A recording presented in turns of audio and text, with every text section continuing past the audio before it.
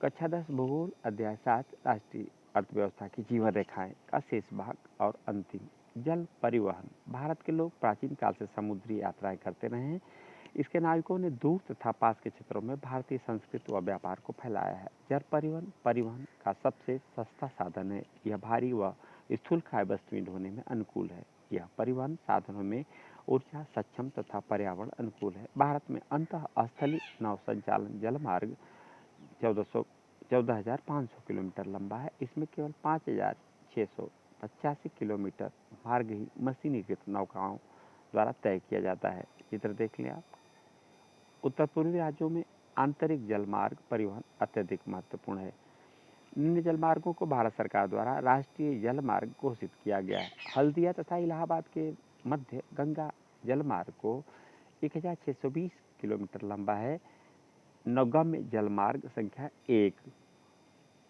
सदिया व धुबरी के मध्य 891 किलोमीटर लंबा ब्रह्मपुत्र नदी जलमार्ग नौगम्य जलमार्ग संख्या 2।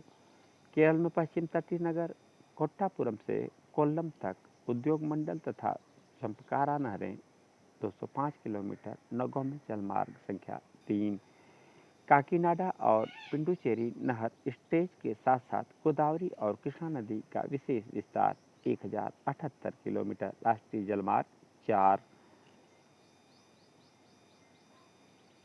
और आगे देखें आप। मताई नदी महानदी के डेल्टा चैनल ब्राह्मणी नदी और पूर्वी तटीय नहर के साथ ब्राह्मणी नदी का विशेष विस्तार 588 किलोमीटर राष्ट्रीय जलमार्ग 5। कुछ अन्य अंतर जलमार्ग भी हैं जिन पर परिवहन होता है। इसमें मांडवी जुआरी और कंबर जुआ सुंदरबन बराक केरल का पश्चिम जल। इन सब के अतिरिक्त विदेशी व्यापार भारतीय तट पर स्थित पत्तनों द्वारा किया जाता है। देश का 95% व्यापार मुद्रा रूप में 68% समुद्रों द्वारा ही होता है। प्रमुख समुद्री पत्तन। भारत की 7,516.6 किलोमीटर लंबी समुद्री तट रेखा के साथ 12 प्रमुख तथा 200 मध्य व छोटे पत्तन हैं। ये प्रमुख पत्तन देश का 95% विदेशी व्यापार संचालित करते हैं। स्वतंत्रता प्राप्ति के कक्ष में कांडला पत्तन पहले पत्तन के रूप में विकसित किया गया। ऐसा देश विभाजन से कराची पत्तन की कमी को पूरा करने तथा मुंबई से होने वाले व्यापारिक दबाव को कम करने के लिए था। कांडला जैसे दीनदयाल पत्तन के नाम से भी जाना जाता है।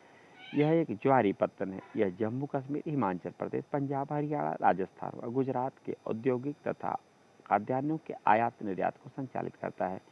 मुंबई बृहत्तम पत्तन है जिसके प्राकृतिक खुले विस्तृत वस्तुचार पोताश्रय मुंबई पत्तन के अधिक परिवहन को ध्यान में रखकर इसके सामने जवाहरलाल नेहरू पत्तन विकसित किया गया, जो इस पूरे क्षेत्र को एक समूह आप देख लें मुंबई पत्तन में जहाज पर ट्रकों को ले जाते हुए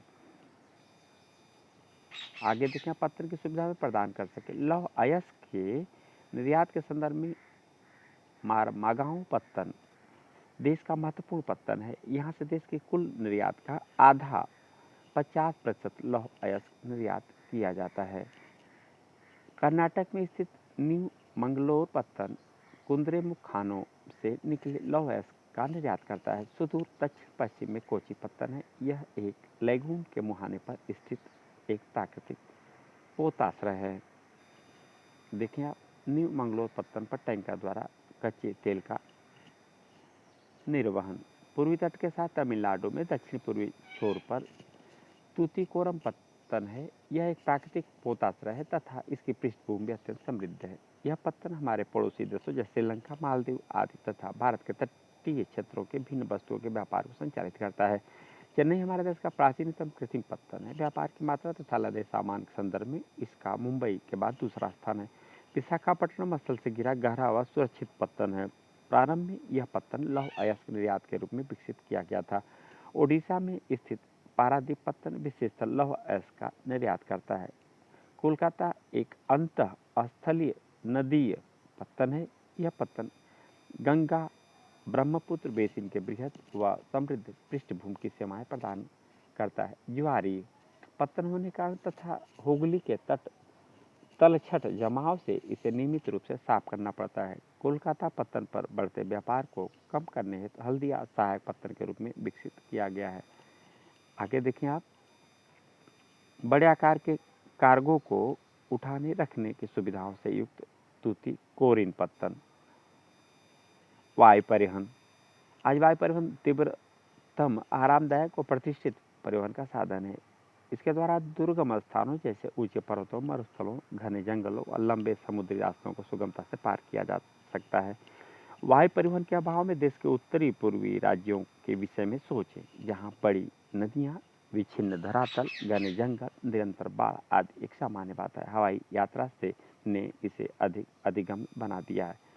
देखिए आप किस प्रकार से उत्तर पूर्वी राज्य में वायु परिवहन अधिक महत्वपूर्ण क्यों है। सन 1953 में वायु परिवहन का राष्ट्रीयकरण किया गया। एयर इंडिया घरेलू तथा अंतर्राष्ट्रीय वायु सेवाएं भी प्रदान करती है। पवन हंस हेलीकॉप्टर देख लें आप, मुख्य पत्तन तथा अंतर्राष्ट्रीय हवाई पत्तन, ये आपके हवाई पत्तनों के बारे में। अमृतसर, दिल्ली और इस तरफ देखें आप, बनाए गए जो निशान हैं आप देख सकते हैं, मुंबई, हैदराबाद और इधर आपका समुद्री पत्तन और हवाई पत्तन, ये दोनों संकेत में आपको दिखाई देंगे।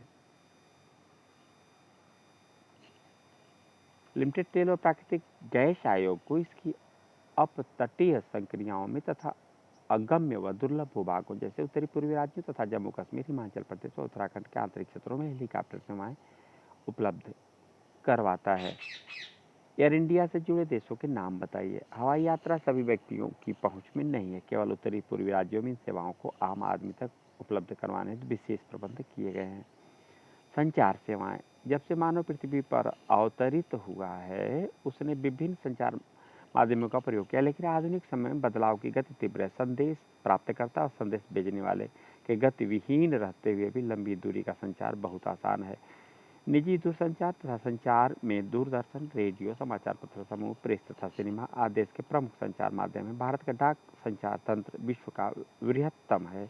यह पार्सल, निजी पत्र व्यवहार तथा तार आदि को संचालित करता है। कार्ड व लिफाफाबंद चिट्ठी पहली श्रेणी की डाक समझी जाती है तथा विभिन्न स्थानों पर वायुयान द्वारा पहुंचाए जाते हैं। द्वितीय श्रेणी की डाक में रजिस्टर्ड पैकेट, किताबें, अखबार व मैगजीन शामिल हैं। ये धरातलीय डाक द्वारा पहुंचाए जाते हैं। इसके लिए स्थल व जल परिवहन का प्रयोग किया जाता है। बड़े शहरों व नगरों में डाक संचार में शीघ्रता हेतु हाल ही में 6 डाक मार्ग बनाए गए हैं। इन्हें राजधानी मार्ग, मेट्रो चैनल, ग्रीन चैनल।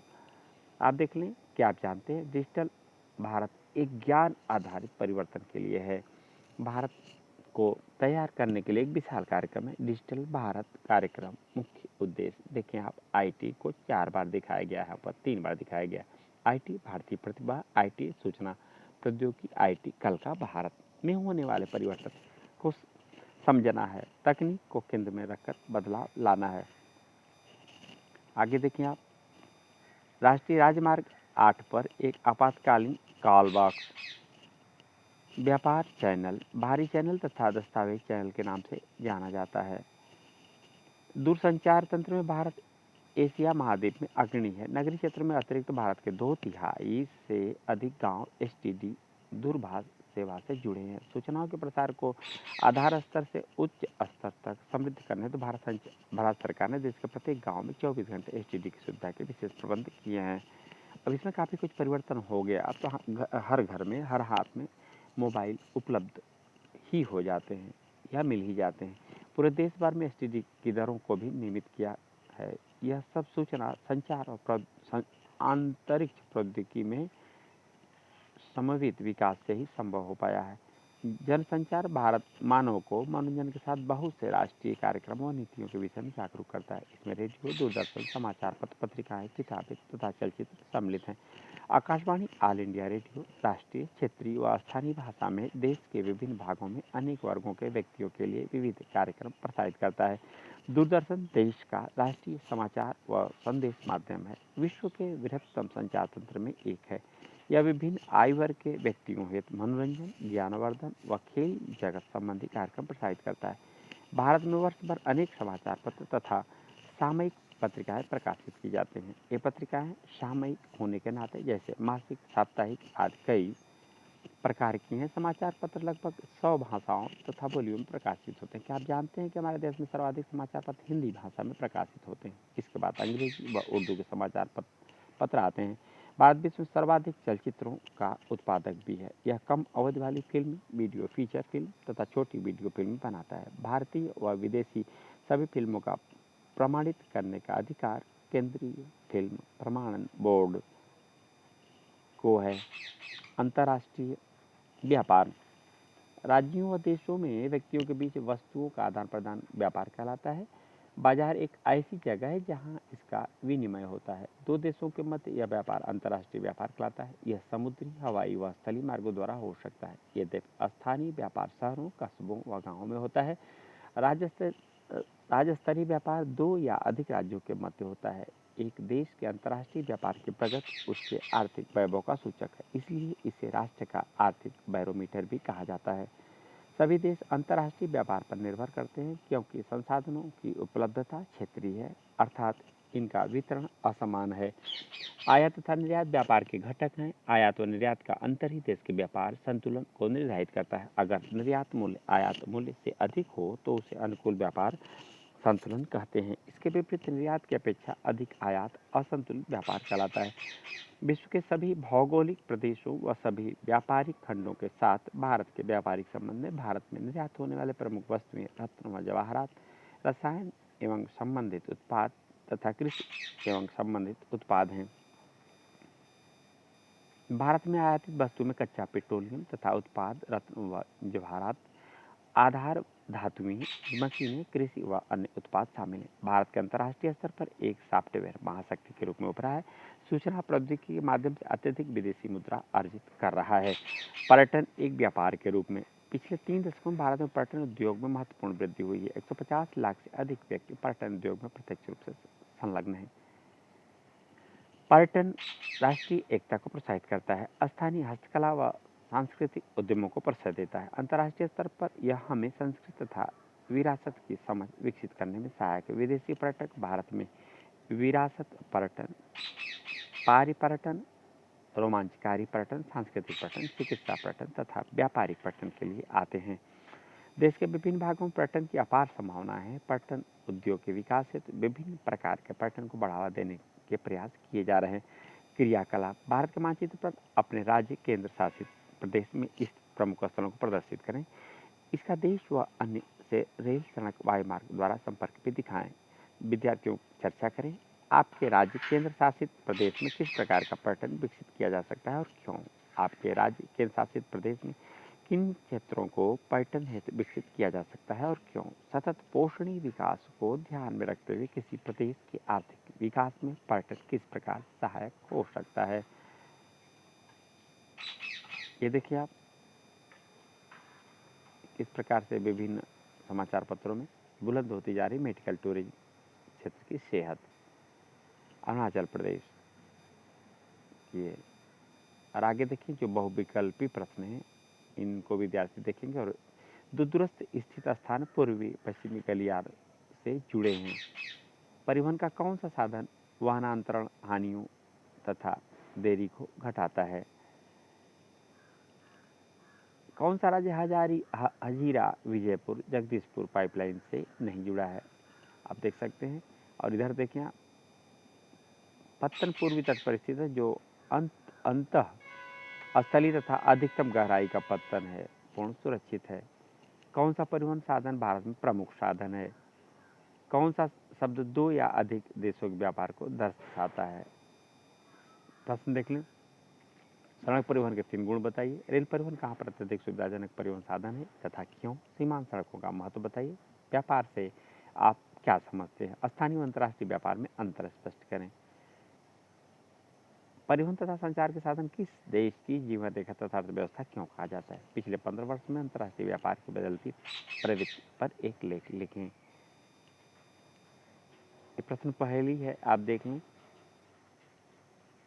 उत्तरी दक्षिण गलियारे का उत्तरी छोर, राष्ट्रीय राजमार्ग संख्या 2 का नाम, दक्षिण रेलवे खंड का मुख्यालय, 1.676 मीटर चौड़ाई वाले रेल मार्ग का नाम, राष्ट्रीय राजमार्ग 7 का दक्षिणतम किनारा, एक नदी पत्थर, उत्तरी भारत का व्यस्तम रेलवे जंक्शन। ये पहली प्रश्न आप यहाँ पे हम फिगर दिखा देते हैं, इस पर आप चिन्हित करेंगे और बनाएंगे। और इसी के साथ कक्षा 10 भूगोल चैप्टर 7 राष्ट्रीय अर्थव्यवस्था के जीवन रेखाएं पूर्ण होता है। इसी के साथ विद्यार्थियों को बता दें भूगोल कक्षा 10 पूर्ण होता है।